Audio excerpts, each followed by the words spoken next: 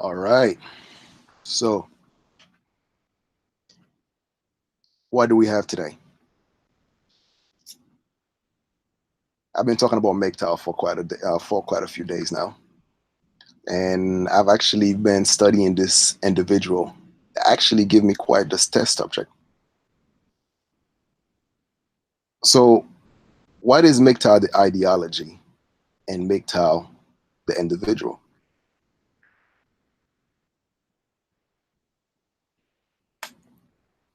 See, a lot of movement, like I stated earlier, tend to attract those who don't have an ideology of their own, who never actually had the chance to garner their own personality. So then when they speak of the movement as if they are a sole representation of said movement, which is when you take into account, let's say QB, for instance, any criticism of him is a criticism of MGTOW, which is he tried to turn it around and actually claim that we have issue with MGTOW. But in reality, it's the lack of personality cult and the portraying of somebody that you're truly not, we're actually pointing out. It's like Medusa could not actually face the mirror. All right, but anyway, so let's check out one of the comments that he actually left me. So,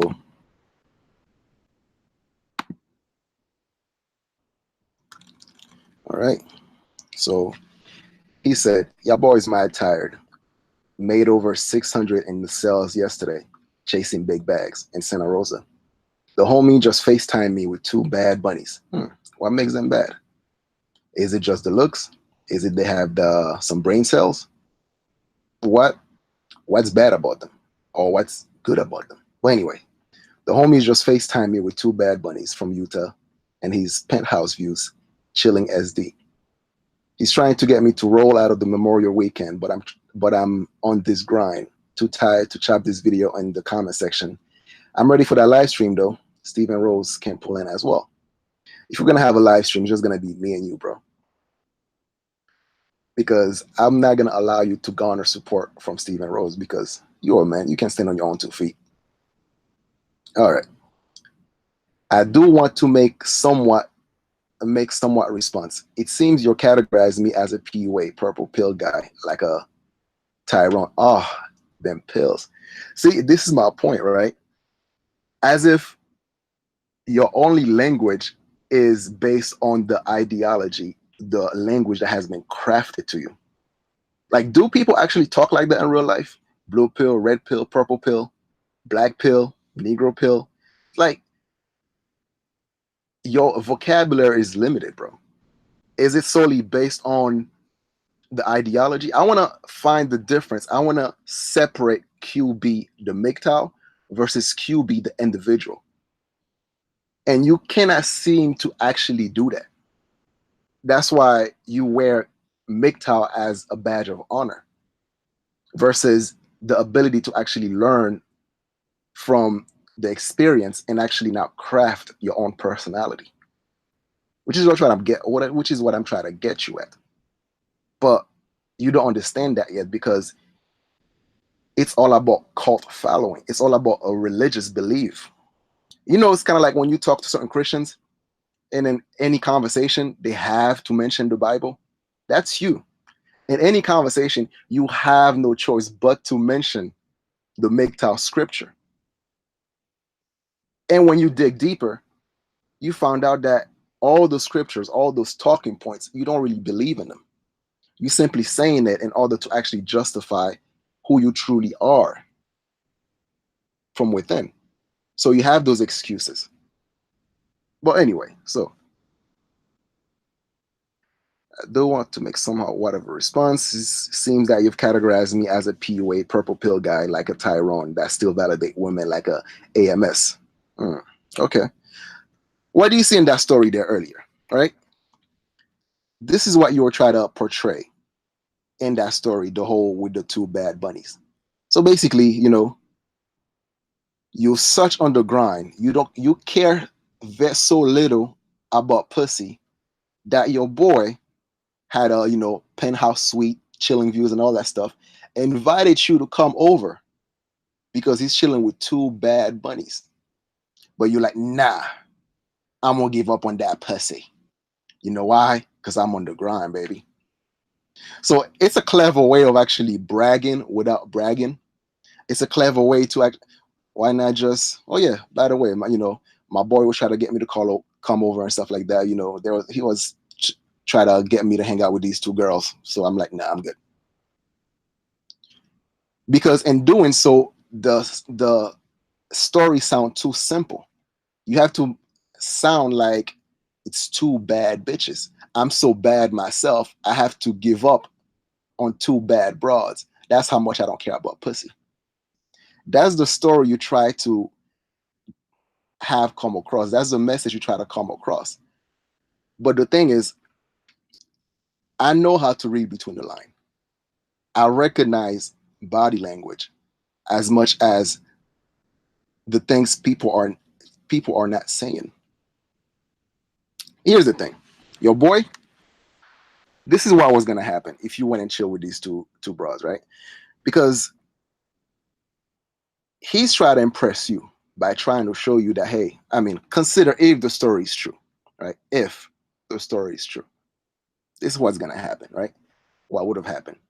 You go over there because he's trying to show you that, hey, I'm such a I'm such a man. I can get pussy so much that I can actually share. So then you would come through, and then you guys will start stroking each other's ego, and then it would become like a dick measuring contest. Because if he was all about sex, if he was actually just, he could smash these two bras with no problem, then he wouldn't really need you, because he would be able to actually carry a conversation till it was time for these broad to start getting down to business. But because there's this lack of understanding, there's this inability to actually communicate with the opposite sex. So you would then need this wingman next to you. So yeah, you guys can talk and actually pick each other up, give each other values. So then these women, these broad, can actually be like, oh, it's a sales pitch. I get it. So then let's say you guys will stroke each other's ego, and then you just like, become like a dick measuring contest. But when it comes down to it, financially, your boy have a bigger dick. So then you would then start to feel smaller. I know, dude, trust me. I know how it goes. Like when my boy try to get me to go out with him sometimes, right? And then like, dude, we have a chill, we have to go to the bar. I'm like, yeah, why not? Fuck it. Right. So if I'm not doing nothing, we just go to the bar. And we could be having a regular conversation. And then let's say some chick, end up sitting to the bar right next to us and somewhat. Automatically the conversation change, right? You know what he starts talking about? He starts talking about his houses.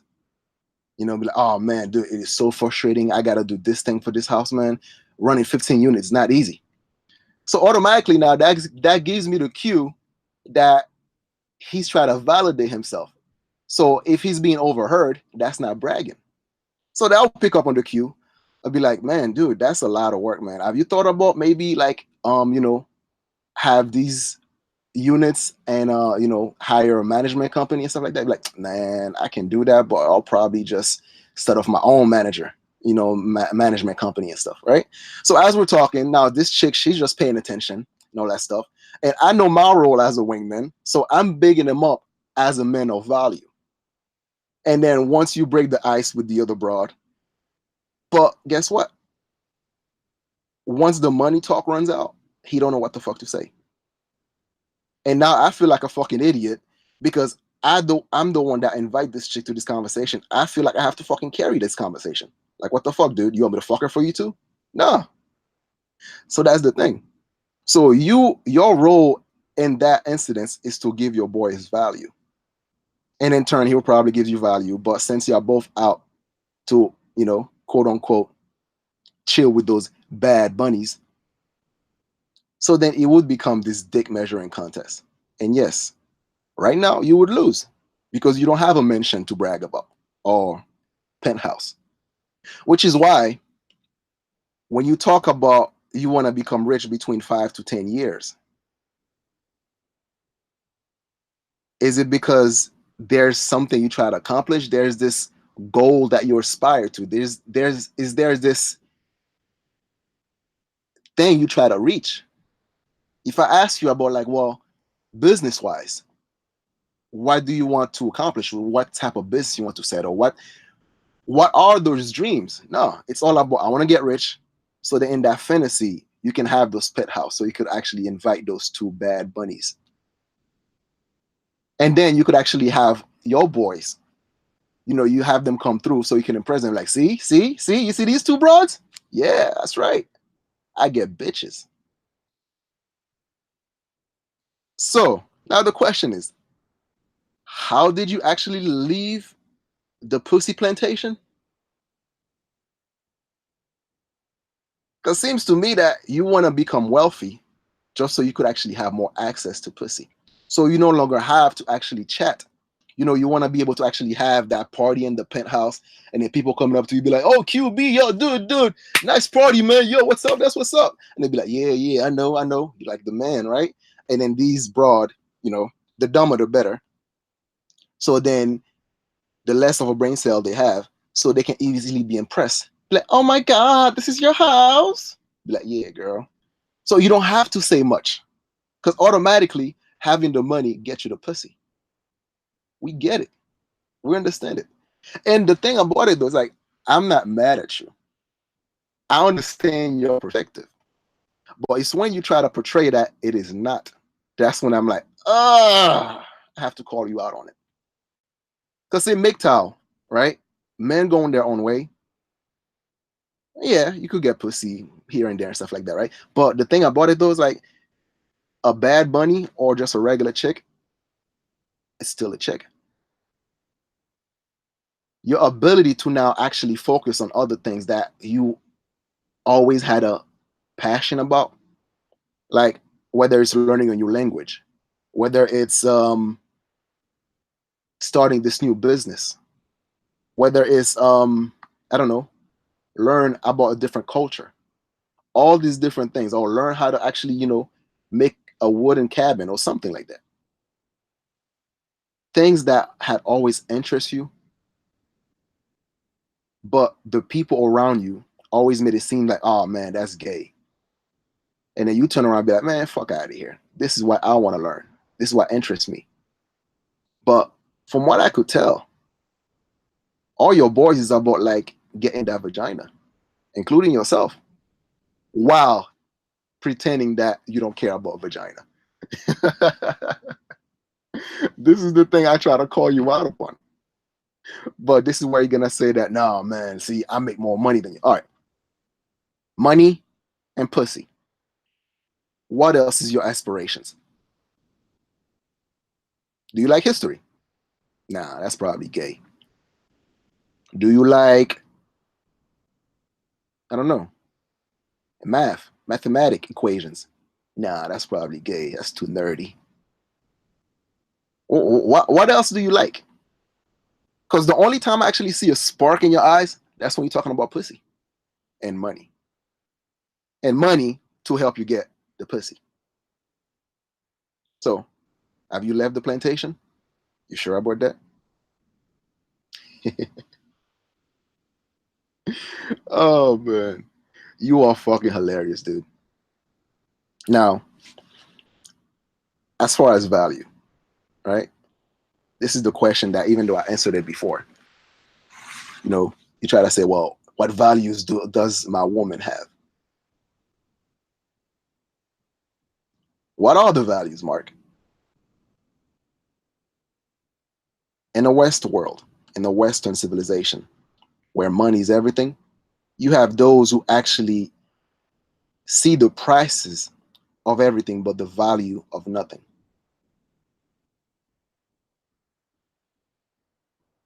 Let me say that again. When you cannot put a price tag on something, then you see it as worthless. That's why you try to build yourself up from a monetary perspective. But the wealth, the ability to actually develop wealth from within, your state of mind, it's empty. You're bankrupt. You are morally bankrupt. And which is why you now have a hard time. Because, yeah, you might point out, like, well, you know what?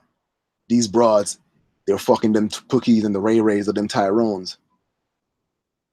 I'm a good guy, goddammit. They pass me up. No, you're not a good guy. You're not a good guy, man. Because a good person is not trying to use the suffering of others to capitalize on that. A person of value, whether the value is right or wrong, that principle which they stand on, you could actually see it. They're being truthful. Your deceitfulness has nothing to do with the laws that you don't care about, you claim that wants to change, or the suffering of actually guys that went through divorce, that went through real heartaches from narcissistic women. You don't care about none of that. You care about the ability to gain power. Power is what you crave, not virtue. Power over others. And when you cannot find that in the West, when you cannot find that over these women, which you claim to be inferior to you, so you revert to calling them bitches and hoes, and they got nothing else to offer besides what's between their legs. When I want to do some research, and I'm like, all right, babe, I'm busy right now, but I want to invest in some companies. I want you to do some research on logging companies. I want you to do some research on tech companies. I want you to do some research on energy companies. And then she's like, hey, I got you, babe. She researched that for me. Then I invest in those companies. I read those research, stuff like that. So she played the role of my secretary. When I'm feeling down, when I'm having a fucked up day, when I'm feeling like shit, I don't have a prostitute to pick me up. I don't have to. I got somebody that actually, from the highs and the lows, when I'm feeling down or when I'm feeling my best, I have someone to share those moments with. Ah, speaking of the devil. Hey, babe, what's up? How you doing? I'm good. I'm good. Hey, you caught me up in the middle of a podcast right now. I'm gonna holler at you in a bit.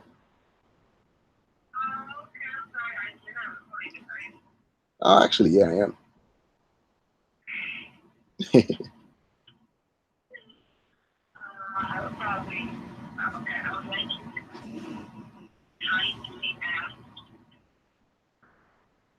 Why? It's fun. Yeah, but the thing about it though, hold on. That's the thing I can't because it's over again.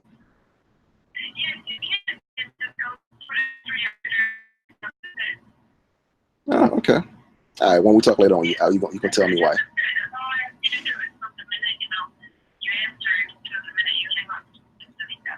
Gotcha. All right, babe. All right, well, no problem. All right, I love you too. All right, bye, babe. Anyway, where was I? So, yeah, separating the men from the ideology. Q, do you have a personality outside of MGTOW?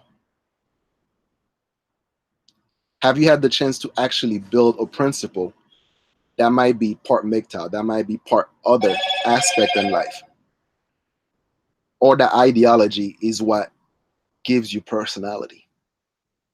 If that's the case, man, if that's the case, then you haven't really grown at all, bro. Now, as far as money, I think you've mentioned something else to me about, put it this way, right? So I forgot I was, talking about values. Yeah, you're right. I didn't have to marry my girl.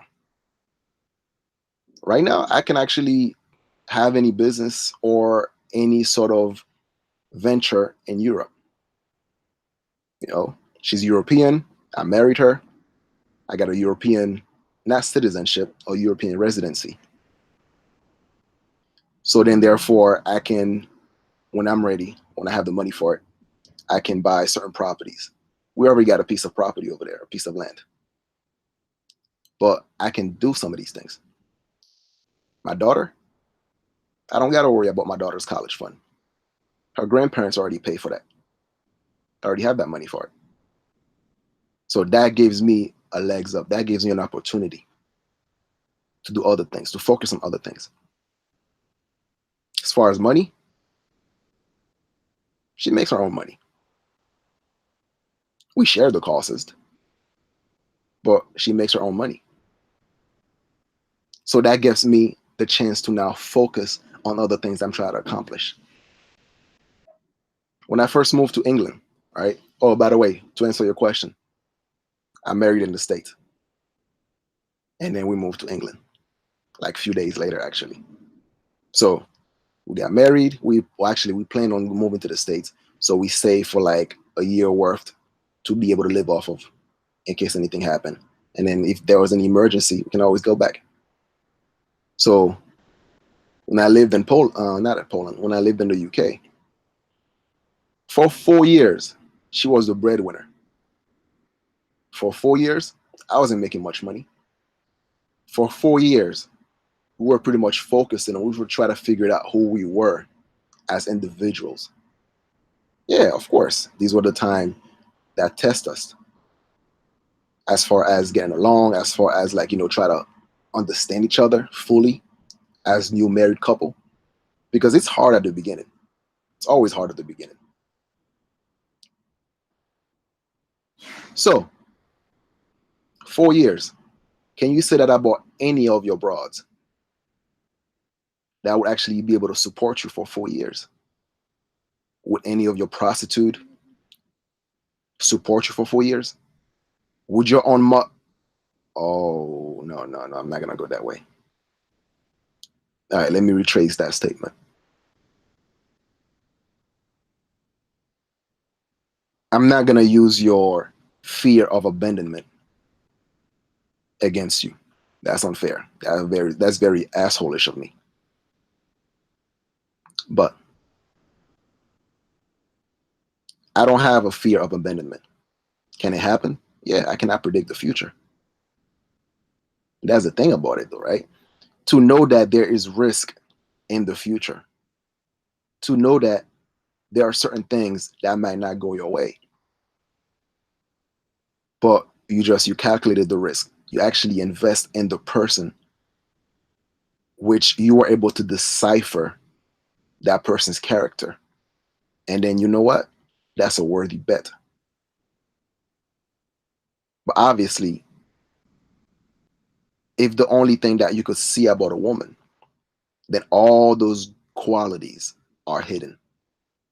And the only type of people you will be able to be around are those who have nothing else to offer you but then what's between their legs. You might say, well, you only wear her because she makes you feel good. Isn't that why you're paying those hookers for? I mean, if you were just about an orgasm, you would just watch some porn.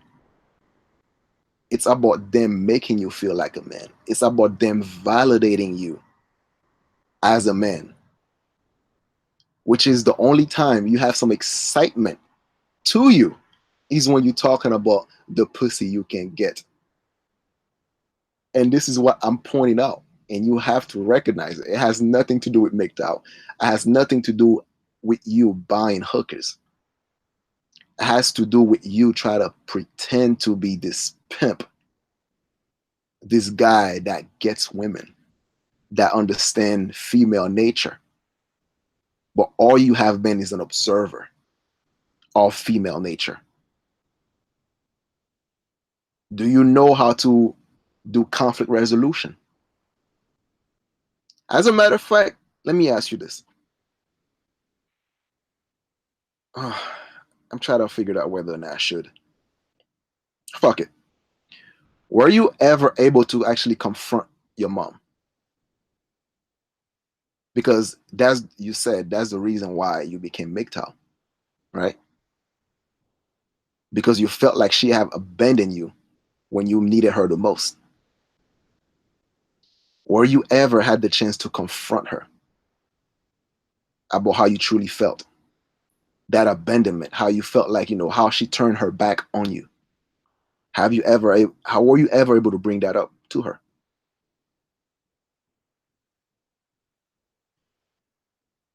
Without healing this part, without actually finding closure to that part of your life, you're gonna go through life with a lot of heartache and headache, and no amount of money can actually cure that. No amount of money, no amount of snow bunny, no amount of bad bunnies will be able to cure that. This is what MGTOW is truly about. Your ability to look from within, your ability to actually recognize your strength and weaknesses, and you build upon that. That's the true meaning of going their own way, of men going their own way. And once you actually were able to assess yourself properly,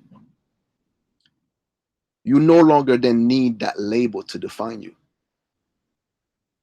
You wouldn't.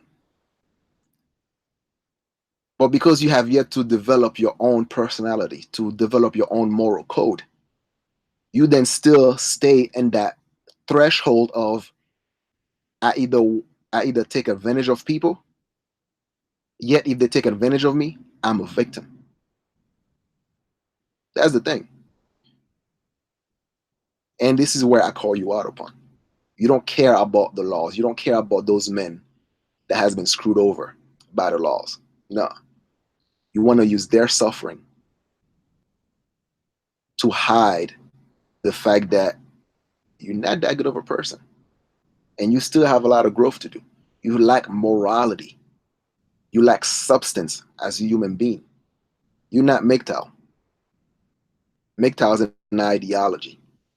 an ideology that's supposed to help you guide you through life, to help you understand philosophy, sociology, to help you actually focus on other aspects in life beside materialism.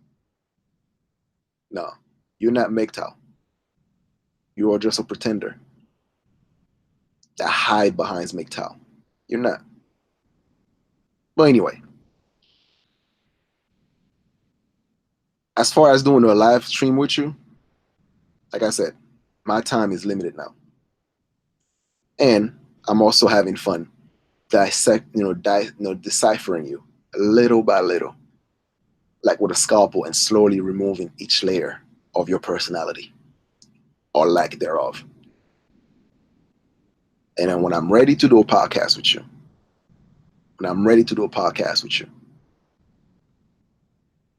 then it will be very, very fun. I'm gonna enjoy this.